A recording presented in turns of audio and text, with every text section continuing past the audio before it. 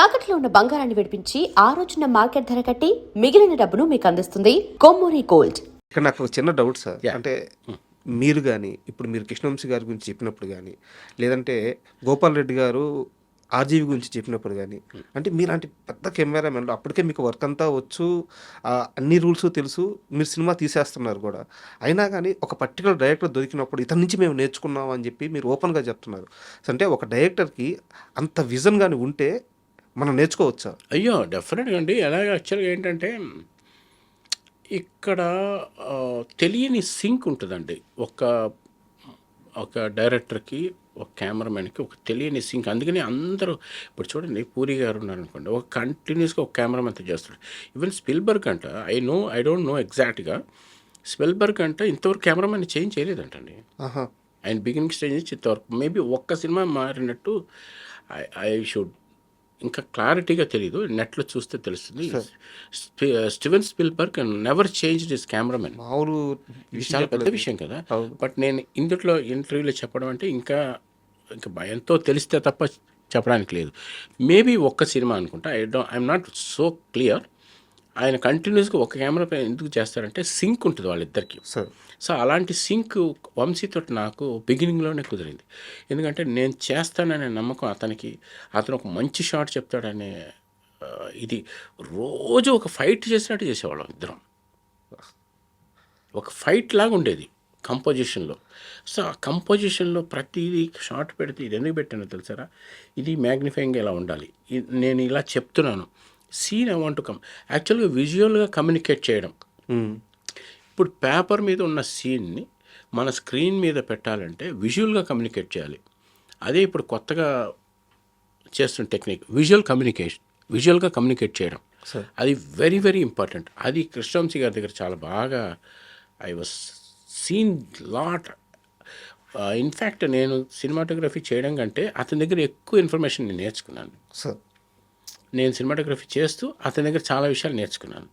That is what I'm really proud sometimes. అరే ఇప్పటికీ సినిమాలు హ్యాండిల్ చేస్తున్నా అంటే దాని తర్వాత వచ్చే సినిమాలన్నీ, దానికి ముందు సినిమాలు ఒకలా ఉండేవి, మురారి తర్వాత సినిమాలన్నీ ఇంకొకలా ఉంటాయి. అతను ఒక్కడే ఆది, హనుమాన్ జంక్షన్, ఎవ్రీ ఫిల్మ్. యాక్చువల్గా నా సినిమా ఏదైనా ఉంటే చూసి కమెంట్ చేస్తాడు. దానికి ముందు సినిమా నన్ను చూసి, ఎరా మేకప్ బాగా చూసుకోవా నువ్వు అన్నాడు ఒకరోజు.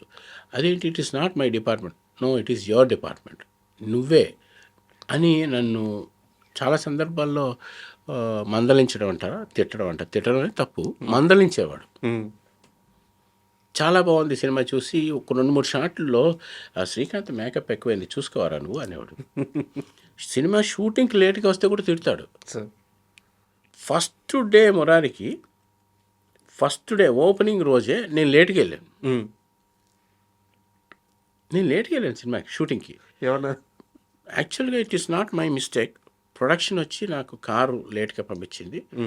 నేను మామూలుగా సిన్సియర్గా, మా ఫాదర్ వెరీ స్ట్రిక్ట్. యాక్చువల్గా ఏంటంటే ఒక డిసిప్లైన్డ్గా లైఫ్ స్టైల్ ఉండేది. నేను కారు రాకముందు 10 నిమిషాల ముందు రెడీ అయ్యి రోడ్డు మీద నుంచుంటే అలాంటి స్టైల్ ఆఫ్ లివింగ్ స్టైల్ నాది. సో అలాగే సినిమాకి కూడా రెడీ అయ్యాను, కారు వచ్చింది, ఎక్కాను, వెళ్ళాను. నేను వెళ్ళేసరికి ఆల్రెడీ లైట్లు పెట్టేసి కెమెరాలు పెట్టేస్తున్నాయి. ఇదేంట్రా అది, మనం వెళ్ళిన తర్వాత మనం కదా కెమెరామెన్, మనకంటే ముందు కెమెరాలు పెట్టేశారు ఎవరు అంటే, నేను వంశీ రెడీ అయిపోయాడు, తనే తీసేద్దాం షాట్. ఏమండి ఫస్ట్ డే ఫస్ట్ షాట్కి ఇదేంటి ఇలా పెట్టారంటే, ఎరా ఇంకో గంట తర్వాత రావాల్సింది, షాట్ అయిపోయేది అన్నాడు. ఇదేంటి ఇలా మాట్లాడుతున్నాడని, లేదు వంశీ నేను నా కారు వచ్చేటప్పుడు, సరే కారు ఎప్పుడు వచ్చింది, మేమంతా ముందు రాలేదు 5ంటికి, నువ్వు ఎందుకు లేట్గా వచ్చా అంటే, నా కారు లేట్గా వచ్చింది.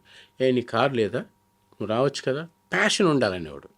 సో ఐవ్ లర్న్డ్, ఒకవేళ కనుక కారు రాకపోతే మనమే వెళ్ళాలి అనే థాట్ దగ్గర నుంచి ఒక సినిమాని ఎలా చేయాలి, ఎలా అర్థం చేసుకోవాలని ప్రతిదీ నేర్చుకున్న సినిమా ఇది మురారి. మీరు మాట్లాడుతుంటే, మీరు చెప్తుంటే బేసిక్గా కృష్ణవంశీ గారు అంటే నాకు విపరీతమైన ప్రేమ సార్. రాక్షసుడి బాబాయ్. నాకు ఆయన మీద ప్రేమ అభిమానం ఇంకా పెరిగింది. అండ్ మురారి సినిమా విషయానికి వస్తే ఇంకో పెద్ద ఛాలెంజ్ ఆర్టిస్టులు సార్. ఒక 50-60 మంది 40 మంది ఒక్కో ఫ్రేమ్లో ఉండే సీన్లు ఉన్నాయి. నిజానికి ఒక సినిమాటోగ్రాఫర్కి అలాంటి సీన్లు తీయడం చాలా కష్టమే. పొజిషన్స్ చూసుకోవాలి, టైం పట్టుద్ది. సో, ఎలా హ్యాండిల్ చేసేవాళ్ళు? ఏంటంటే తన సీన్స్ అన్నీ కూడా నిన్నే పెడతావని చూస్తుంటే అవును. ఫ్యామిలీతోటి ఎక్కువ ఇంట్రాక్షన్ ఉండే సీన్స్, ఎమోషన్ సీన్స్. సో డెఫినెట్గా ఇది టాస్క్, ఒక కెమెరామెన్కి పెద్ద టాస్కే. Multiple actors, so many actors ఉంటే షాడోలు ఉండి, ఇప్పుడున్న టెక్నాలజీ లేదు, అప్పట్లో కొంత తక్కువ ఉండేది. It is transition time, upgraded అయ్యే టైం. అంటే ఒక కెమెరామ్యాన్ ఒక ఒక ఒక స్టేజ్ నుంచి ఇంకో స్టేజ్కి షిఫ్ట్ అయ్యే టైంలో మేము ఉన్నాం. సార్. సో అప్పుడు లైట్లన్నీ పైనుంచి వేసి సాఫ్ట్గా లైటింగ్ చేసి 65 మంది ఆర్టిస్టులు ఒక ఫోన్ మాట్లాడుతుంటే ఇప్పుడు షాడోలు వచ్చేస్తాయి. మేము ఒక స్టైల్ ఆఫ్ ప్యాటర్న్లో నేర్చుకున్నాం. అప్పుడు ఏంటంటే మాకు బ్రైట్గా లైట్ చేసి ఒక సింగిల్ లైట్ సోర్స్ తోటి చేసాం. ఇప్పుడు అలా కాదు, షాడో అనేది రాకుండా చేయాలి. అప్పటికి yellow ఏ white artist- సార్ lights? కొత్తగా మారిపోయింది కదా. ఓకే. సో ఆ మార్పు వచ్చిన టైంలో మేము చాలా కష్టాలు పడుతూ, అంటే ఆ టెక్నాలజీ ఇంకా అప్డేట్ అవ్వలేదు, బట్ యాక్టర్స్ పెరిగిపోవడం, కలర్స్ మారిపోవడం అనే స్టార్ట్ అయిపోయింది అప్పటికే. సార్. సో అట్లా లైటింగ్ అనేది ప్యాటర్న్ మారింది. అక్కడి నుంచే స్లోగా మారుకుంటూ వచ్చి ఇప్పుడు వేరే స్టైల్కి వచ్చింది. సో డిజిటల్ లైటింగ్ దాకా వచ్చింది. That is different story. So పైనంతా లైటింగ్ సాఫ్ట్ చేసి ఆ లైటింగ్ చేయడం 60 మంది ఆర్టిస్టులు అండి ఒక్కొక్క షాట్. అదే. So it was very difficult and task, very మంచి ఇంట్రెస్టింగ్గా ఉండేది. సో ఆ వర్క్ చేసేటప్పుడు కూడా మాకు భయం ఉండేది కాదు, సార్. ప్యాషన్, ఇంట్రెస్ట్ వల్ల ఇది ఇలా చేయాలి అనేది ఎక్కడ తడుకోకుండా చేసాం. Super sir. It's very good knowledge. యాక్చువల్గా మురారి సినిమా క్లైమాక్స్ సాంగ్, అక్కడ ఆ సాంగ్ పడడం కృష్ణ గారికి ఇష్టం లేదు. ఒక మంచి మాస్ సాంగ్ పడాలి. కృష్ణవంశీ గారితో కొంత విభేదించారు, బట్ సినిమా చూసిన తర్వాత ఆయన వెరీ సాటిస్ఫైడ్ అయ్యారు అని చెప్పేసి చెప్తూ ఉంటారు. అది మీకేమన్నా ఐడియా ఉందా?